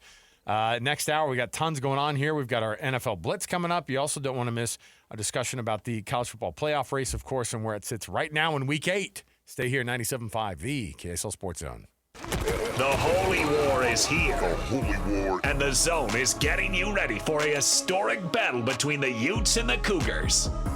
Kick return for BYU. And a big one to midfield. He beats the kicker down the sideline. Marion, touchdown, 96 yards. Vincent in motion. Keithy, left side, walks it in. Touchdown. High stepped it in. He's caught one for a touchdown. Now he's run one in for the lead for BYU. Snap, hold, kick, on the way. Kick is good! Holy War coverage on the Zone is presented by UCCU. Love where you bank. This is 97.5, the KSL Sports Zone. Is there a reason why Gene Simmons is crossing my ear, my headphones right now? Unfortunately, yes. Oh, we're jamming out. Oh, what's going on here? We got some sad news. What's going on? Ace Frehley has passed away at the age of 74. The lead guitarist. Kiss's lead guitarist, Ace Frehley. Yeah. Now, all of these guys were alive until that, right? Like I'm somehow, some way. I am the most shocked on that group. I mean, I guess Keith Richards is still alive, right? I guess if Keith Richards is still alive, anyone can still rock live. and rollers could live on until the age of 200. But no, you're right. Gene Simmons, Paul Stanley, Ace Frehley, Peter Criss, all somehow survived their rock years and made it into old age. Ace Frehley, the first to pass. Listen, that's a pretty cool career, right? Oh, man, yeah. I mean, you look at the pop culture impact that Kiss had. Even today, people listen to Kiss, and Oh, people still show up on Halloween. These kids are 10 years old and they'll show up in a Gene Simmons tongue hanging out of their mask outfit, and a lot of the rock you listened to in the 90s and early 2000s, one of their greatest influences was Kiss. Weezer sung about the influence that Kiss had on why they got into music and played rock and roll. So yeah, we lost Ozzy earlier this year, and so you continue to see some of these classic rock icons. They're no longer with us. Pay respects to those that rock. Hey, we got tickets right now, don't we? To give away for Utah State versus San Jose State at Maverick Stadium tomorrow night. Yeah, it's a Friday game, right? Yeah, let's do it. Let's give away some tickets right now. 801-575-ZONE. I've got a 4-pack of tickets for you to go see Utah State and San Jose State up at Maverick Stadium tomorrow night. 801-575-ZONE. That's 801-575-ZONE. 801-575-9663. Give us a call right now. All you have to do is just call in and be calling number 12. Get that 4-pack of tickets to see Utah State and San Jose State up at Maverick Stadium tomorrow night. All right, let's kick off the hour as we always do with the cut. We'll jump in right here. It's time for the biggest story of the day. This is what made the cut with JJ and Alex on 97.5, the KSL Sports Zone. Trajan Wealth brings you this portion of the show. TRAJAN Wealth.com. That's TrajanWealth.com for all your trusted local needs in retirement. Trajan Wealth. All right. So a couple of rivalry games popping up, not just across this great state of ours, but we've got a couple also to look at across the country. We've been focusing so dang much on what we have right in front of our face that you're forgetting about the yearly classic in Nashville, Tennessee. LSU going to Vanderbilt this year for that big rivalry game between LSU and Vanderbilt. You might laugh, JJ. However, LSU's number 10, Vanderbilt's number 17. This is a game that actually matters in the SEC. That's a wild thing to say, right? It just means more, right? Oh, gosh. No, but this is a big game. Just ask ESPN. Just ask Diego Pavia. 2 5-1 teams. Loser of this game, I mean, it's tough to try to climb up that hill with 2 losses if you're Vanderbilt. LSU always has a little bit of a better road, right? When they go, well, it's LSU. We've lost 2 games, but we're still pretty good. I don't know. That one's one that has some significance. But, of course, the big one in the SEC this weekend is number 5 Ole Miss, and I don't think anybody feels good in Oxford about Mississippi's performance last week against Wazoo. Yeah, that was weird. But they are the number 5 team in the land, and they go to Georgia. There's no way Georgia loses this game. They've already lost at home to Alabama this year. They have a second loss, and it's to Mississippi. They're in Athens. They're going to be in huge trouble. Yeah, no, Georgia's going to win that game, and that makes things interesting in the SEC because all of a sudden Ole Miss now has a loss. And you look at the standings, and how does that start to shape out? You know, you're looking at the SEC at the top. If things go the way we expect it to, that Ole Miss could have a loss in conference, and suddenly there's only 2 teams at the top that emerge as currently undefeated. And that'd be Texas A&M and Alabama. Yep. And I could see those 2 teams being the SEC championship game teams. So, and I think that those are 2 teams that I feel the most comfortable right now are probably playoff ready. I'm not sold on some of the other teams. I got concerns with everybody. And Texas is creeping into the conversation again. Stop it. Serious. No, I'm not serious. They just beat the 6th-ranked team in the country. Well, speaking of 6th-ranked team in the country, that's now Alabama. They are 5-1. Tennessee is 5-1 and number 11. That's a big matchup as well. I can't see Tennessee going into Tuscaloosa and winning either, but we've seen stranger things. I don't know. I just don't know what to think about Alabama really yet either. I don't know what to think about any of these teams. I was watching one of these, SEC shows today, and they were like, we've only got 2 good teams this year, Alabama and Texas A&M. And I was thinking to myself, boy, that's kind of thin pickings too. Like, that's not a guarantee across the board anywhere. And then you're talking about the rest of the SEC not being on par to be a college football playoff ready type of a conference. Hold on, no. We were told yesterday. Heather Dinich says you can put 6 teams in. We were told that there's going to be 6 teams from the SEC in the playoff. As 6 teams plus, like, Tennessee still has some work to do, but they could still make it too. It's like, come on. There's no way. Well, who else are we going to put in there? Okay, the worst possible scenario this weekend is Alabama loses, right? Mississippi loses, and both of those things are absolutely plausible because Alabama loses, they've got 2 losses, okay? And getting back into that conversation in the college football playoff is really hard to do, okay? Tennessee is fake, and so I don't know if it matters even if they win this weekend. After that, they're going to lose at least 1 or 2 more games. USC goes to Notre Dame. Would you rather have – no, this is a Sophie's choice on this one. You ready for this? Number 20, USC's 5-1.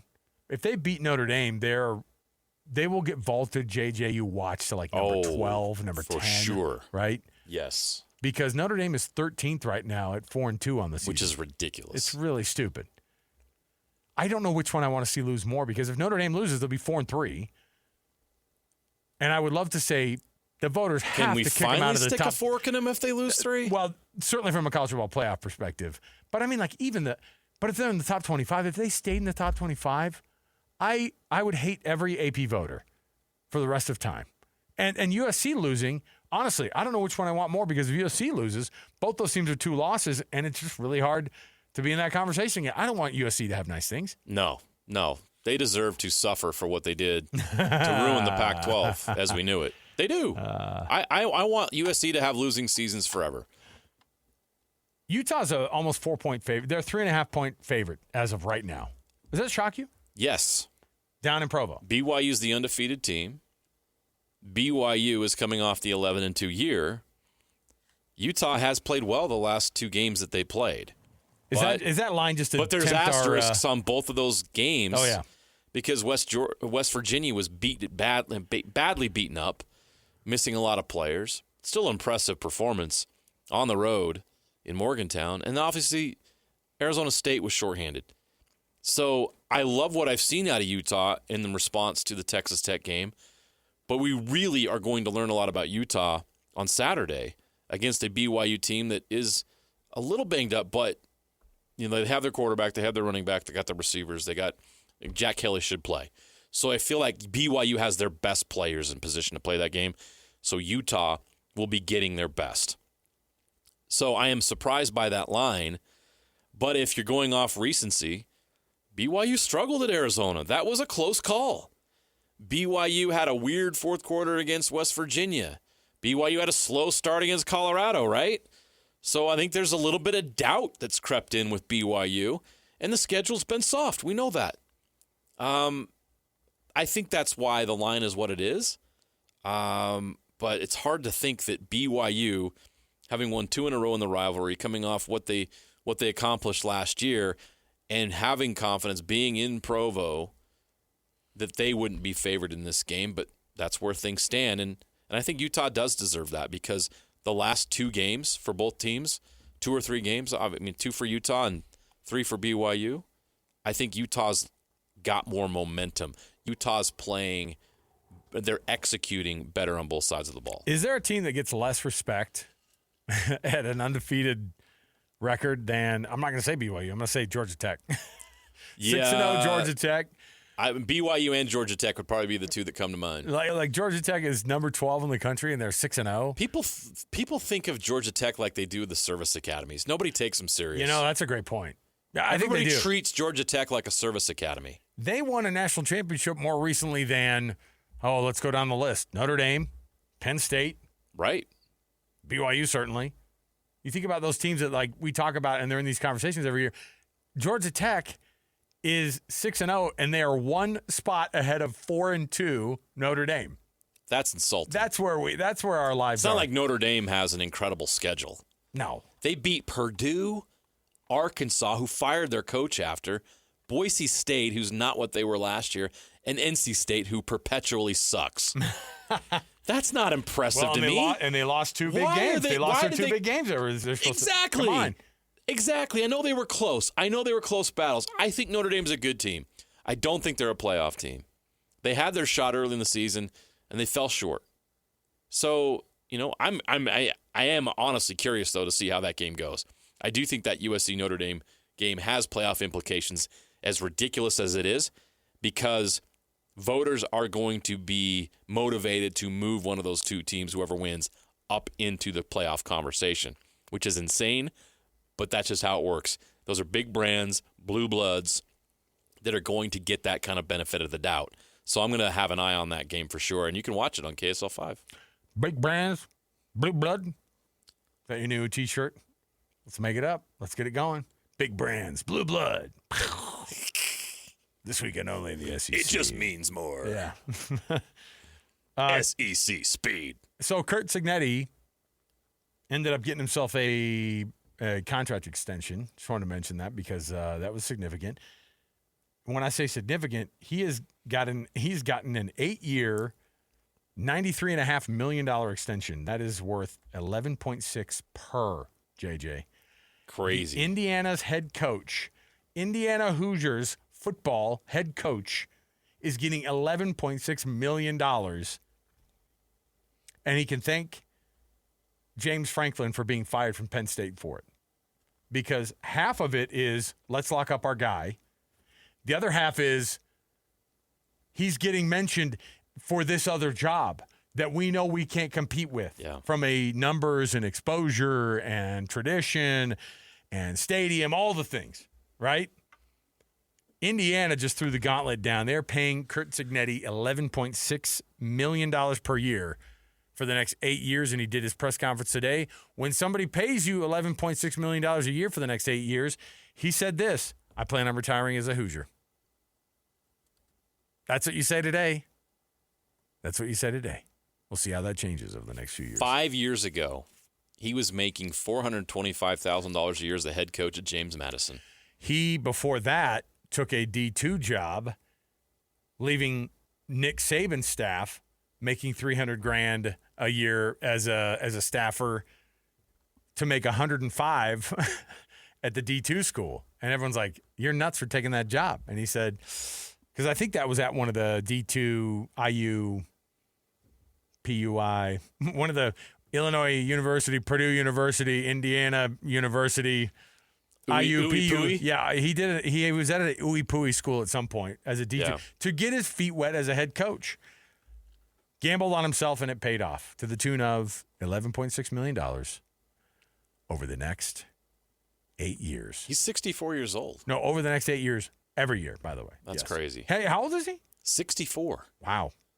It feels like we never heard of him until now. And all of a sudden, he's one of the hottest names in college football. His midlife crisis was he's 49 years old, turning 50, and he goes, I got to get out of this Alabama staff because I'll always just be an assistant that no one knows. He can pretend all he likes that he's just kind of behind the scenes, but this guy wants the spotlight. I wonder what weird hobbies he has he's going to spend that $8 million on. Yeah. What does Curt Cignetti do for fun? World War II aircraft metal models. You think he's paints in his basement? I think he's got a lot of super glue at home. Oh, yeah. Down in that basement. Honey, I'm coming up for dinner. I just have to finish the C-17. He's got to put on some decals. Come on. All right. Is that a plane? The C-47. The B-17. We got more to go right around the corner. Stay with us. 97.5, the KSL Sports Zone. All the latest news and notes from the league and the locals in the NFL. JJ and Alex bring you the NFL Blitz on 97.5, the KSL Sports Zone.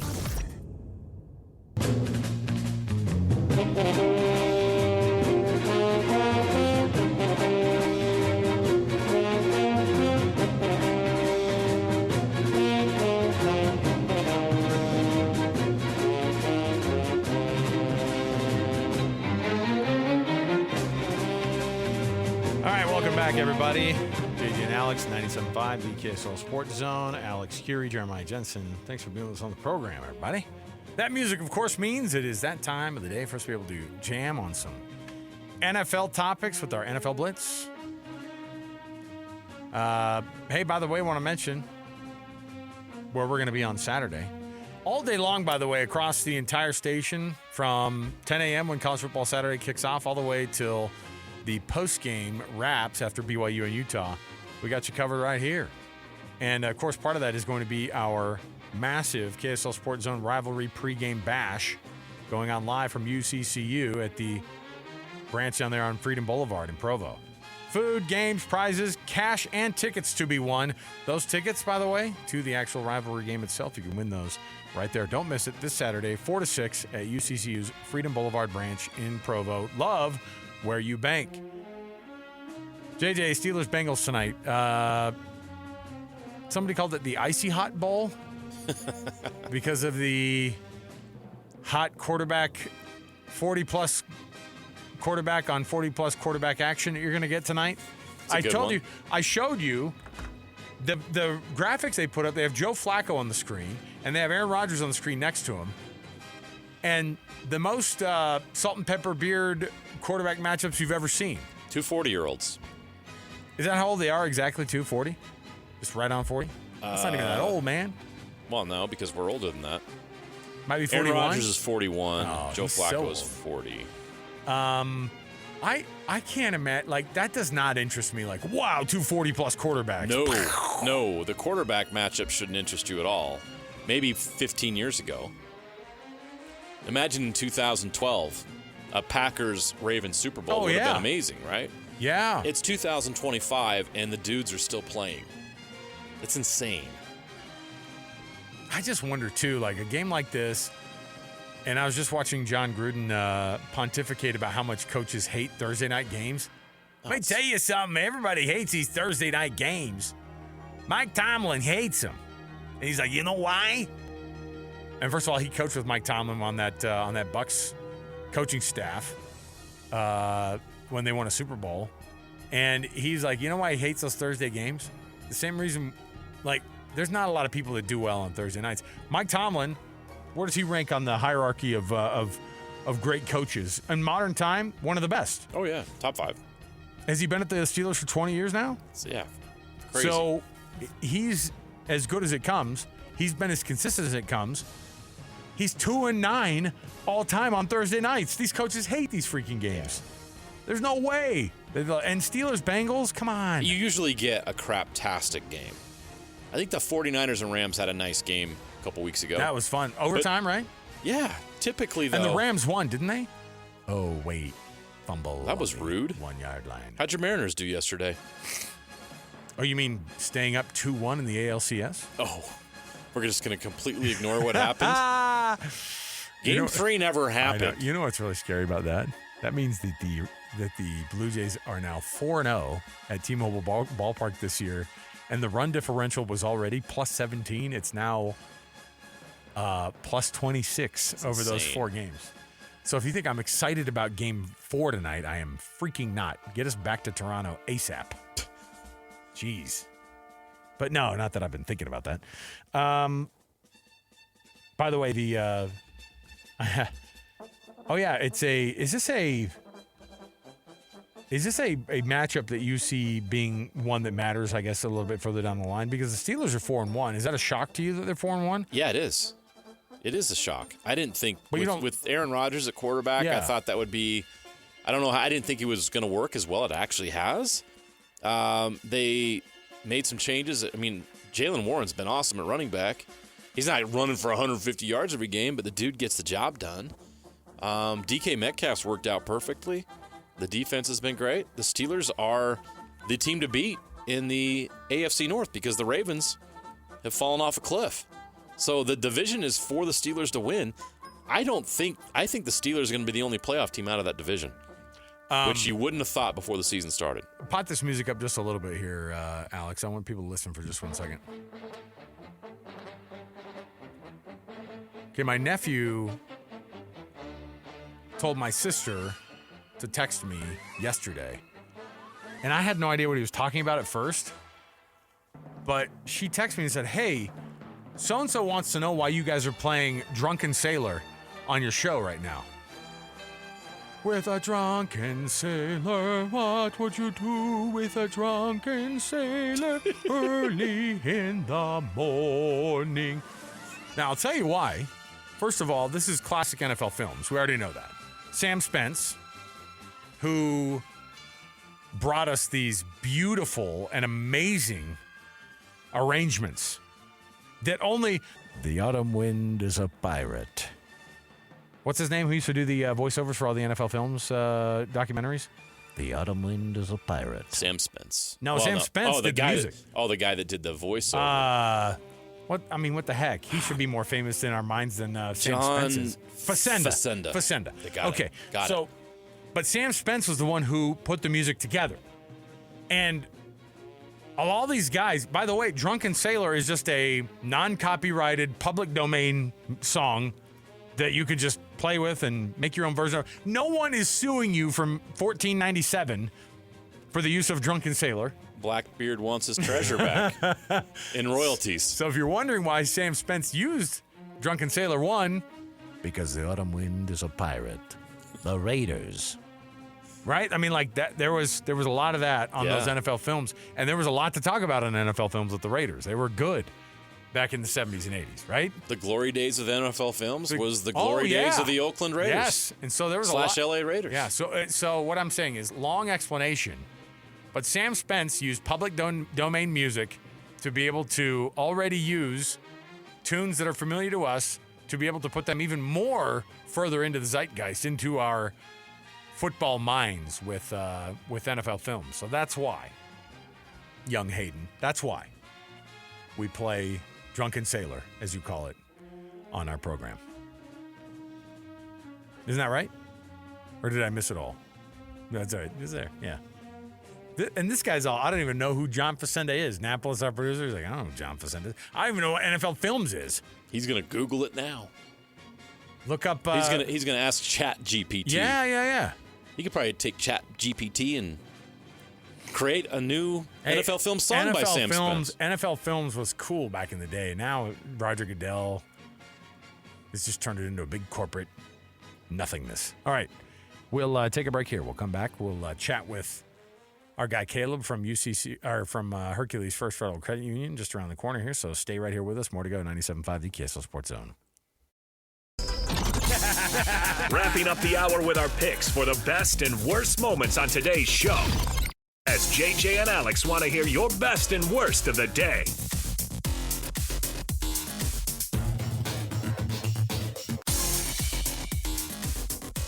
Welcome back, everybody. JJ and Alex, 97.5 the KSL Sports Zone. I could go the rest of my life without watching the Dodgers do that dumb dance when they get to freaking a base. I feel like they need to blur it out when they do it. Feels very inappropriate. Oh, well, I didn't think about that. Kids are watching. It's just more about like the whole little, like it just looks so dumb. Yeah, it's not quite as cool as the Bash Brothers, so stop trying. No. Quit it.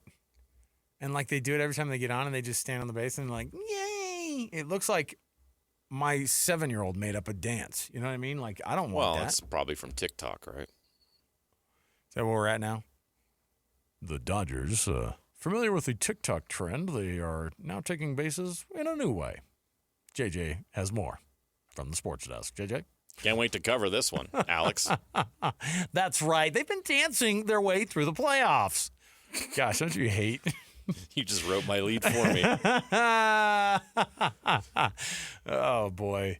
My goodness. Hey, best and worst. Brought to you by the good folks at the Doug Smith dealerships in American Fork, Spanish Fork, and in Linden.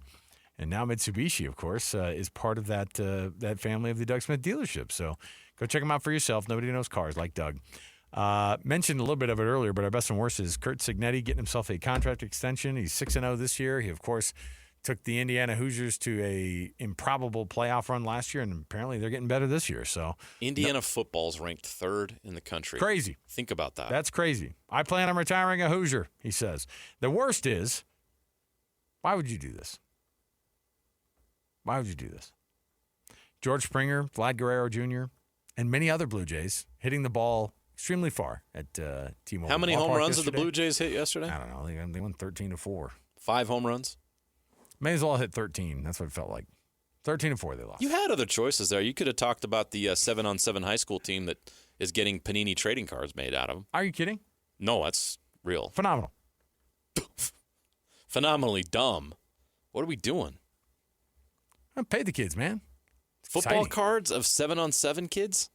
Do they have those? It's not even real football. What are we doing? Do they have those funny like Guardian caps on for the pictures?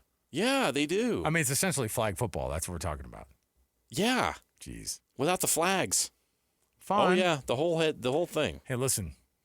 I'm not going to poo-poo this thing if these kids can make some money on it. An unmatched history of shaping the future. We're Come proud to on. announce our exclusive trading card partnership with the nation's premier 7-on-7 program, South Florida Express. Express. Come on. What are they, a high A baseball team? The Express. Stupid. The reality is some parent down there is going, cha-ching, thank you very much. Unbelievable. It's like the new version of like your kid being an actor in the 70s. And Who's you're just buying like, these cards? Like, hey, Macaulay, can you do another movie so mom and dad can have more money? Thanks. Home Alone 3 is available. Let's go. All right. Joining us in studio to keep the cynicism down, at least to a lower level, Caleb Fielding has been joining us all day from Hercules First Federal Credit Union. Caleb, thanks for hanging out with us today, all day today. One more time for you to be able to tell people how big of a deal it is but the introductory rate alone on the HELOC is a big deal. Yeah, it's a great way to be able to get started on that, save some money up front. I mean, it's lower than some car loan rates in a lot of cases. Oh, for sure. And then use that to kind of ramp up your projects and get those things going. When people come to you, it's projects of all sizes too. And when they open up a HELOC, it's really about anything that's going to improve your home, and you have such an extended period of time to be able to take care of it as well. Yeah, it's not like you're going to be paying the entire thing off in 2 years. I mean, you can if you have the financial flexibility to do that, but a lot of people are relying on these HELOCs to be able to do these projects that they can't afford otherwise, right. Be able to finance it, pay that off over time, still improve their home without breaking the bank. Awesome. Now, on the other side, home equity loans are a good option for people in certain circumstances. What are the benefits of a home equity loan? Yeah, so a home equity loan, a lot of times if you've got people that have those higher interest rate loans that they're paying on, I'd say if you've got anything above 8%, it's probably a good idea to look into wrapping that into your home equity, because then you can lower the interest rate, lower your monthly payments, increase your monthly cash flow, and just put you in a better financial position.